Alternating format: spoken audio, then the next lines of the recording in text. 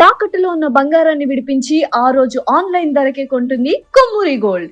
నమస్కారం, సుమన్ టీవీకి స్వాగతం. నేను గీతాంజలి. ఇవాళ మనతో పాటు ఉన్న అతిథి స్మార్థ పండితులు, శ్రీ పరమాచార్య వైదిక ధర్మ సంస్థ వ్యవస్థాపకులు బ్రహ్మశ్రీ అనిపెద్ది నరేష్ శర్మ గురువు గారు. వారితో మాట్లాడదాం.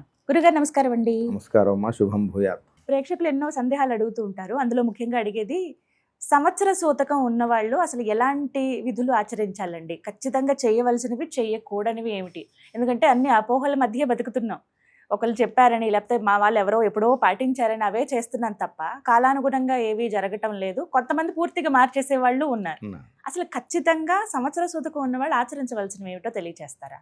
మంచి విషయం, అందరికీ ఉపయోగపడేటువంటి విషయాన్ని అడిగారు. ఈ సంవత్సర సూతకం అనేది తల్లిదండ్రులు గతించినప్పుడు ప్రతి వ్యక్తి, ప్రతి జీవి గతించినప్పుడు ఆ గతించిన వెంటనే యమలోకానికి వెళ్తాడు.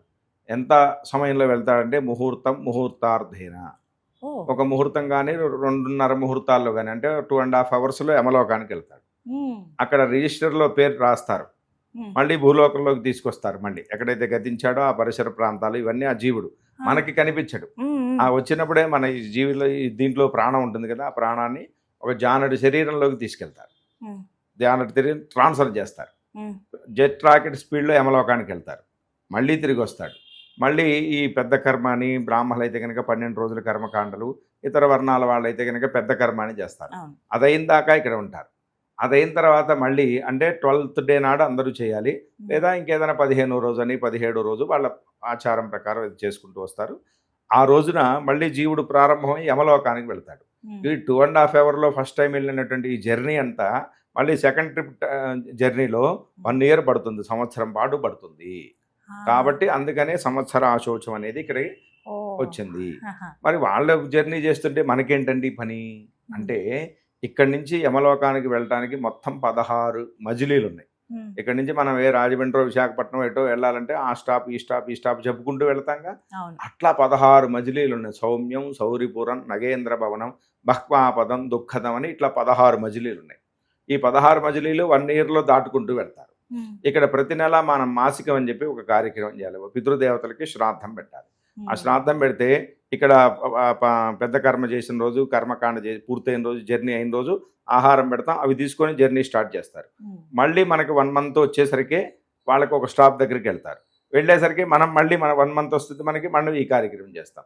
దీనివల్ల వచ్చినటువంటి పుణ్యం అక్కడ వాళ్ళకి రిజర్వ్ అయి ఉంటుంది. సో వాళ్ళు తీసుకొని మళ్ళీ ఆ పుణ్యాన్ని, మనం ఇచ్చినటువంటి పిండ ప్రదానాలు, నీళ్లు, నువ్వులు అవన్నీ ఆహారాన్ని తీసుకొని మళ్ళీ జర్నీ స్టార్ట్ చేస్తారు. ఇట్టా 1 year పాటు ఉంటుంది. ఈ సంవత్సరం పాటు ఈ కుమారుడు అనేటువంటి వాడు విశేషమైనటువంటి క్రతువులు చేయకూడదు. ఏమిటా విశేష క్రతువులు అంటే, వివాహము, ఉపనయనము, గృహప్రవేశము, శంకుస్థాపన ఇటువంటి కార్యక్రమాలని పెట్టుకోకూడదు. అబ్బాయిలు ఎవరు పెట్టుకోకూడదు. కుమారుడు ఈ సంవత్సరం పాటు ఆ విశేష కార్యక్రమాలు చేయకూడదు. తీర్థయాత్రలు చేయకూడదు. విశేషమైన ఇంట్లో వ్రతాలు అవన్నీ చేసుకోకూడదు. అంటే దాని ఉద్దేశం ఏమిటంటే, ఈ సంవత్సరం పాటు మీరు పితృదేవతలకి కేటాయించండి, వాళ్ళ దీక్షలో ఉండండి. అంటే వాళ్ళ జర్నీ టైంలో మీరు కూడా వెంట ఉండండి అని. మనమేం వెళ్ళము, కానీ మనం చేసేటువంటి ఈ పుణ్యం వలన వాళ్ళు ఉత్తమ లోకాలకు వెళ్తారు. పైగా ఈ 1 year పాటు ఉదకుంభ శ్రాద్ధం అని ఒకటి చేయాలి. రోజు ఒక చెంబు దానం చేయాలి. ఎవరికైనా భోజనం పెట్టి లేదా స్వయం పాకం ఇచ్చి ప్రతిరోజు 365 రోజులు ఇచ్చి ఉదకుంభ శ్రాద్ధం చేయాలి. ఇది ఉన్నటువంటి కలియుగ ప్రభావం చేత చేయలేకపోతున్నాం. కొంతమంది చేసేవాళ్ళు ఉన్నారు, మహాత్ములు, పుణ్యాత్ములు. అట్లా చేయాలి. కాబట్టి మరి 1 year ఇది చేస్తూ ఉండి మళ్ళీ నేను పెళ్లి చేస్తాను, గృహప్రవేశం చేస్తాను అంటే ఇవి పనికిరావు అన్నమాట. కాబట్టి వివాహం, ఉపనయనం, గృహప్రవేశం, శంకుస్థాపన ఈ 4 ముఖ్యమైనటువంటి పనులు చేయకూడదు. ఇందాక చెప్పినటువంటి జాతకర్మ, నామకరణము, అన్నప్రాశనము ఈ 3 కర్మల్ని యథావిధిగా చేసుకోవచ్చు. అట్లాగే ఏదైనా ఆఫీసులో ఏదైనా ప్రారంభం చేయాల్సి వస్తే కనుక అవి కూడా ప్రారంభం చేసుకోవచ్చు. విశేషమైనటువంటి తీర్థయాత్రలు చేయకూడదు.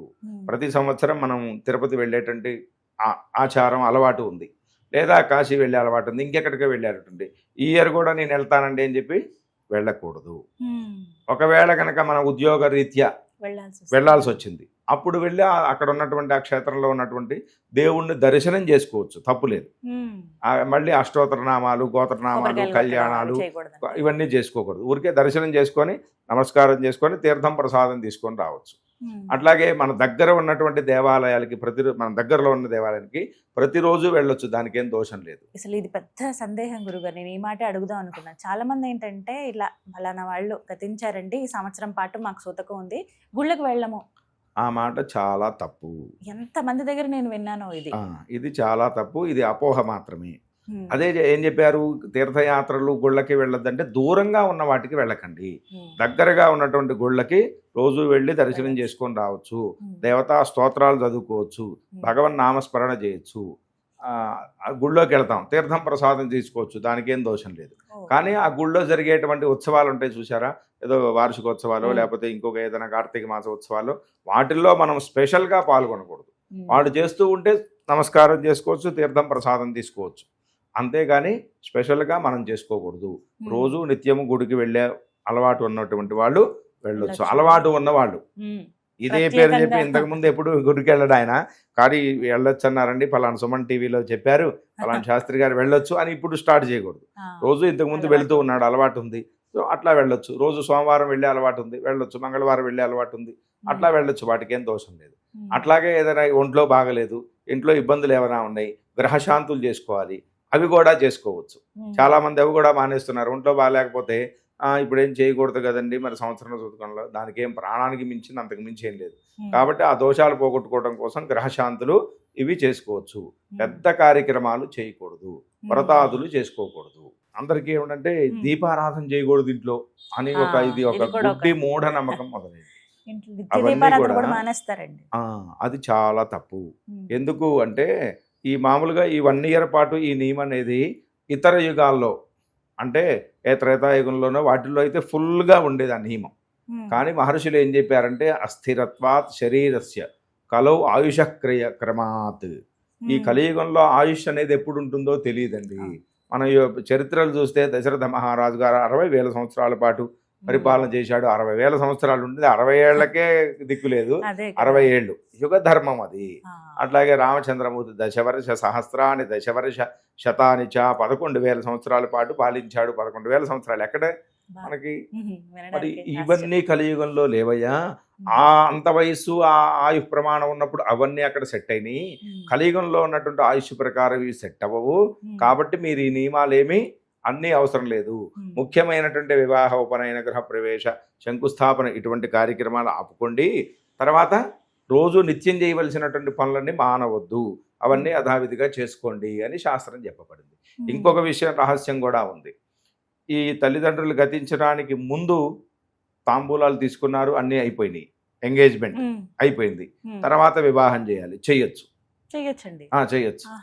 అంటే ఆల్రెడీ అది ఫిక్స్ అయ్యింది కదా, కాబట్టి చేయొచ్చు. అంటే నిశ్చితార్థం అంటే వాగ్దత్తం అని, మాట ఇచ్చాం చేస్తామని, కాబట్టి ఇచ్చినటువంటి మాటను నిలబెట్టుకోవాలి, కాబట్టి చేయొచ్చు. అంతేగాని ప్రత్యేకంగా అప్పటికప్పుడు సంబంధం చూసుకొని నేను ఈ మంత్లో పెళ్లి చేస్తా అని అనకూడదు. కాబట్టి అట్లా ఒకవేళ కనుక నిశ్చితార్థం అయిపోయి ఉంటే అది ఆపాల్సిన పని లేదు, చేసుకోవచ్చు. ప్రత్యేకంగా ఎంగేజ్మెంట్ చేసుకొని పెళ్లి చేసుకుంటా అని అట్లా పెళ్లి చేసుకోకూడదు. కొంతమంది ఆడపిల్ల పెళ్లి చేయొచ్చు అని అంటారు. ఆడపిల్ల పెళ్లి చేయొచ్చు అని అంటున్నారు, కానీ అంత శాస్త్రీయంగా లేదు. కానీ అది ఒక పద్ధతి ఉంది. ఏమైనప్పటికీ 1 year ఆగటం మంచిది. ఒకవేళ ఇందాక చెప్పినట్టుగా కుదిరిపోయి ఉండి తాంబూలాలు తీసేసుకుని ఉంటే, ఎంగేజ్మెంట్ అయిపోయి ఉంటే దాన్ని కంటిన్యూ చేయొచ్చు, దోషం లేదు. ఇవన్నీ కూడా 12 రోజులు దాటిన తర్వాత, 12 రోజులు దాటిన తర్వాతనే. 12 రోజుల్లోపు మాత్రం 12 రోజుల్లోపు మాత్రం అసలు ఇంకా దాంట్లో నో క్వశ్చన్, దాంట్లో చేయకూడదు. ఈ 12 రోజులు కూడా పెట్టారు. ఎందుకు 12 రోజులే పెట్టారు అంటే సంవత్సర ప్రతిమాస వై 12 రాత్రయః.